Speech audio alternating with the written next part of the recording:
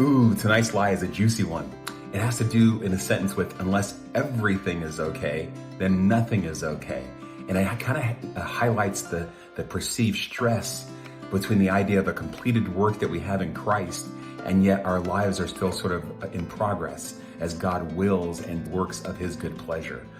It also sort of screams of this idea of the perceived stress between the objective facts and then the subjective experience that one has as they live in the gospel and the reality the gospel brings. So I'm excited to tackle this conversation tonight.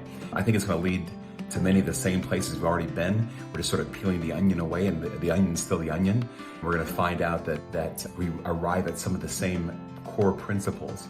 One other thing I was thinking about was, I was talking to the Dudette the other day, and I had made a reference to salvation being like a construction site where the construction was under progress.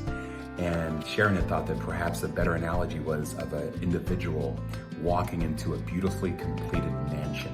And as they walk into this completed mansion, yes, there are rooms in that mansion that they don't quite know how to operate. They can go to the equipment room where the workout equipment is, and they don't quite know how to use each piece of equipment. That's a progression, right? They go into the kitchen, and there's incredible machinery there, and they don't quite know how to use this. And so as they go through and learn where the rooms are and how to operate this stuff, that indeed is a progression.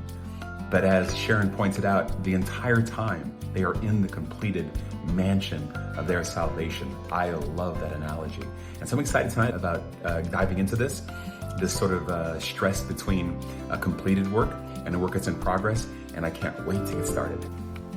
When we begin our relationship with Jesus, He gives us a little bit to start with. He gives us a measure of faith. He gives us some grace. But what we need to do as we continue in our relationship with Him is we need to keep adding to what He has given us. We need to keep building and growing on that. So as Peter wrote in 2 Peter, we need to add to our faith, virtue, and to virtue, knowledge, etc. There's a whole list of them.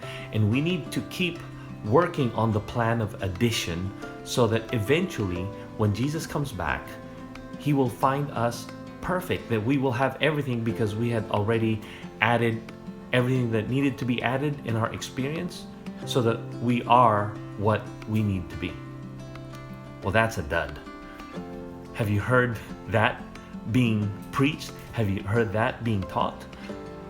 There is this idea that we need to add to what Jesus has given us, and it's not a good idea, because what are you going to add to the infinite gifts that we get from God, that we have already received from God? In fact, if you look at that passage in 2 Peter chapter 1, you will see that we have not understood it correctly. He says to add to our faith, virtue, knowledge, and all of these things, but he also says that we have been given everything that pertains to life and godliness. So join us as we dig into this topic, and then we will see that indeed we have everything from Jesus, from God, right up front.